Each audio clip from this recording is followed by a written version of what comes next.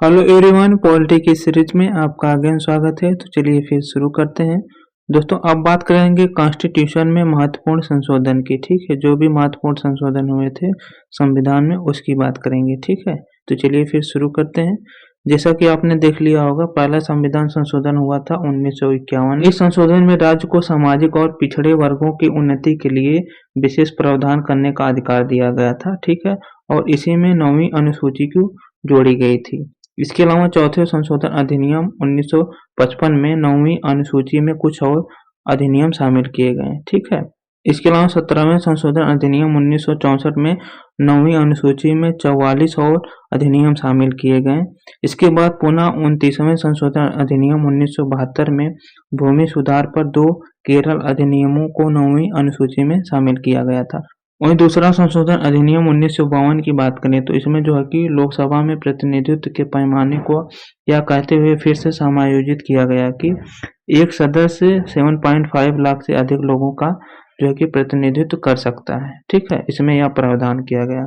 वहीं 7वां संशोधन अधिनियम 1956 की बात करें तो इसमें जो है कि 2 या 2 से अधिक राज्यों के लिए एक समान उच्च न्यायालय रखने का प्रावधान किया गया। इसके अलावा क्लास ए, बी, सी और डी राज्यों का उन्मूलन किया गया और इसके बाद जो है कि 14 राज्य और 6 केंद्र शासित प्रदेश बनाए गए। वहीं 9वां संशोधन अधिनियम 1960 की बात करें तो इसके तहत जो कि पाकिस्तान के साथ एक समझौते के परिणाम स्वरूप भारत के क्षेत्र को भारत पाक समझौता 1958 के तहत जो है कि बेरूबारी संघ पश्चिम बंगाल के भारतीय क्षेत्र को पाकिस्तान को सौंपा गया था। ठीक है, इसके तहत। वहीं 10वां संशोधन अधिनियम 1961 की बात करें तो इसके तहत दादरा नागर और हवेली को केंद्र शासित प्रदेश के रूप में भारतीय संघ में शामिल किया गया। ठीक है, वहीं 12वां संशोधन अधिनियम 1962 की बात करें तो इसमें जो है कि गोवा, दमन और दीव को केंद्र शासित प्रदेश के रूप में भारतीय संघ में शामिल किया गया। ठीक है, वहीं 13वां संशोधन अधिनियम 1962 की बात करें तो नागालैंड का गठन अनुच्छेद 371 ए के तहत विशेष दर्जे के साथ किया गया था। फिर इसके बाद पास होता 14वां संशोधन अधिनियम 1962। इसके द्वारा जो है कि पुडुचेरी को भारतीय संघ में शामिल किया गया और जो है कि केंद्र शासित प्रदेश जैसे हिमाचल प्रदेश, मणिपुर, त्रिपुरा, गोवा, दमन और दीव, इसके अलावा पुडुचेरी को विधायिका और मंत्रिपरिषद प्रदान की गई इसके द्वारा। वहीं 19वां संशोधन अधिनियम 1966 की बात करें तो इसके द्वारा जो है कि चुनाव न्यायाधिकरणों की व्यवस्था को समाप्त कर दिया गया और उच्च न्यायालय को चुनाव याचिकाएं सुनने का जो है कि अधिकार दिया गया। ठीक है, फिर इसके बाद होता है 21वां संशोधन अधिनियम 1967। ठीक है, इसके द्वारा सिंधी भाषा को भारतीय संविधान की 8वीं अनुसूची में शामिल किया गया। ठीक है, वहीं दोस्तों 24वां संशोधन अधिनियम 1971 की बात करें तो जो कि संवैधानिक संशोधन विधेयक पर राष्ट्रपति की सहमति अनिवार्य कर दी गई थी। ठीक है, इसके बारे में आप ये स्लाइड भी देख सकते हो। फिर वहीं दोस्तों 25वां संशोधन अधिनियम 1971 की बात करें तो इसमें जो है कि संपत्ति का मौलिक अधिकार जो है कि कम कर दिया गया। ठीक है, इसके बारे में ये स्लाइड आप देख सकते हो। ठीक है, वहीं 26वां संशोधन अधिनियम 1971 की बात करें तो इसमें जो है कि रियासतों को पूर्व शासकों के प्रीवी पर्स और विशेषाधिकार को समाप्त कर दिया गया था। 31वां संशोधन अधिनियम 1972 की बात करें तो इसमें जो है कि लोकसभा सीटें 525 से बढ़ाकर 545 की गई थी। वहीं 35वां संशोधन अधिनियम 1974 की बात करें तो इसमें जो है कि सिक्किम का संरक्षित राज्य का दर्जा जो कि समाप्त कर दिया गया और जो कि सिक्किम को भारत के सहयोगी राज्य का दर्जा दिया गया।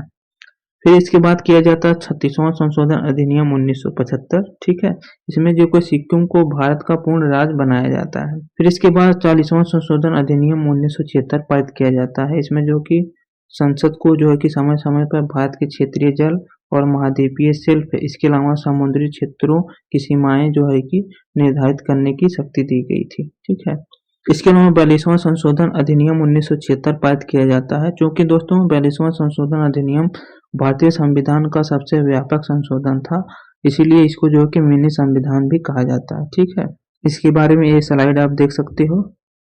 वहीं 44वां संशोधन अधिनियम 1978 की बात करें तो यह जनता सरकार द्वारा अधिनियमित भारतीय संविधान में महत्वपूर्ण संशोधनों में से एक था। ठीक है, इसके बारे में आप ये स्लाइड देख सकते हो। ठीक है, फिर इसके बाद 52वां संशोधन अधिनियम 1985 पास किया जाता है। इसमें जो है कि दल बदल विरोधी कानून का प्रावधान करते हुए एक नई 10वीं अनुसूची जोड़ी गई थी, ठीक है।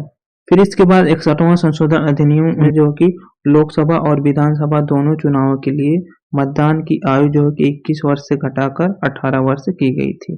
फिर इसके बाद 65वां संशोधन अधिनियम 1990 पारित किया जाता है। इसमें जो कि SC/ST के लिए बहुसदस्यीय राष्ट्रीय आयोग की स्थापना की गई थी और SC और ST के लिए एक विशेष अधिकारी का जो है कि स्थापना की गई थी इसके द्वारा। वहीं 59वां संशोधन अधिनियम 1991 की बात करें तो इसमें जो है कि केंद्र शासित प्रदेश दिल्ली को राष्ट्रीय राजधानी क्षेत्र दिल्ली का विशेष दर्जा दिया गया था, ठीक है।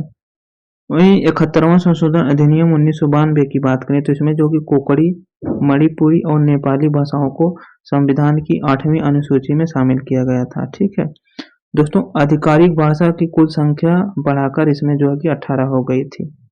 फिर इसके बाद 73वां संशोधन अधिनियम 1992 पारित किया जाता है। इसमें जो कि पंचायती राज संस्थाओं को संवैधानिक दर्जा दिया जाता है, आपने पढ़ा होगा, ठीक है।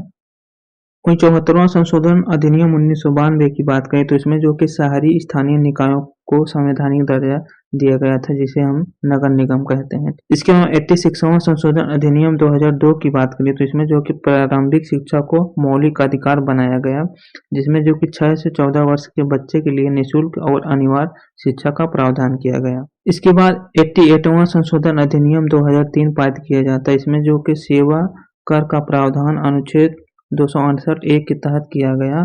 सेवा कर संघ द्वारा लगाया जाता है और संघ और राज्यों द्वारा एकत्र किया जाता है, ठीक है। वहीं 92वां संशोधन अधिनियम 2003 में जो है कि बोडो, डोगरी, मैथिली और संथाली भाषा को 8वीं अनुसूची में जोड़ा गया, ठीक है। पहले 18 थी, अब 22 हो गई थी। वहीं 95वें संशोधन अधिनियम 2009 की बात करें तो इसमें जो कि अनुसूचित जाति और अनुसूचित जनजाति के लिए सीटों के आरक्षण और लोकसभा और राज्य विधानसभाओं में एंग्लो इंडियन के लिए विशेष प्रतिनिधित्व को 10 साल की अवधि के लिए बढ़ाया गया, यानी 2020 तक। दोस्तों, अब ये प्रावधान समाप्त हो गया है, ठीक है, एंग्लो इंडियन का, ठीक है। और 97वें संशोधन अधिनियम 2011 की बात करें तो इसमें जो कि सहकारी समितियों को संवैधानिक दर्जा दिया गया। फिर इसके बाद 100वां संशोधन अधिनियम 2015 होता है। इसके द्वारा भारत और बांग्लादेश के बीच भूमि सीमा समझौते 1974 को आगे बढ़ाने के लिए बांग्लादेश के साथ कुछ परिच्छेद क्षेत्रों को आदान प्रदान किया गया था, ठीक है, आपने इसको पढ़ा होगा। फिर इसके बाद 101वां संशोधन अधिनियम 2016 पारित किया जाता है, ठीक है, आपको पता होगा। इसमें जो है कि GST लागू किया गया था। वहीं 102वां संशोधन अधिनियम 2018 की बात करें तो इसमें जो कि राष्ट्रीय पिछड़ा वर्ग आयोग को संवैधानिक दर्जा दिया गया था। वहीं 103वां संशोधन अधिनियम 2019 की बात करें तो इसमें जो है कि अनुच्छेद 15 खंड 4 के तहत जो है कि अन्य पिछड़े वर्गों के लिए 10% का आरक्षण दिया गया था, ठीक है। इसके बाद 104वां संशोधन अधिनियम 2020 पारित किया जाता है। इसमें जो है कि लोकसभा और राज्य विधानसभाओं में SC और ST के लिए सीटों की समाप्ति की जो समय सीमा थी उसे जो है कि 70 साल से बढ़ाकर 80 साल की गई। इसके अलावा लोकसभा और विधानसभाओं में एंग्लो इंडियन का प्रावधान समाप्त कर दिया गया इनके सीटों का। वहीं 105वां संशोधन अधिनियम 2021 की बात करें तो जो है कि सामाजिक और शैक्षणिक रूप से पिछड़े वर्गों के लिए, जिसमें SEBC की सूची तैयार की गई और राज्य सरकारों को शक्ति बहाल की गई, ठीक है, इनके लिए कोई भी प्रावधान करने के लिए। वहीं 106 संशोधन अधिनियम 2023 की बात करें तो दोस्तों यह एक महिला आरक्षण विधेयक था, ठीक है, आपको पता होगा, जो लोकसभा और राज्य विधानसभाओं, इसके अलावा राष्ट्रीय राजधानी क्षेत्र दिल्ली की विधानसभा में महिलाओं के लिए सभी सीटों में से 1/3 सीटें आरक्षित करता है, ठीक है, जिसमें SC और ST के लिए आरक्षित सीटें भी शामिल हैं। तो कैसी लगी दोस्तों वीडियो, कमेंट करके बताएं। मिलते हैं नेक्स्ट वाले वीडियो में, धन्यवाद।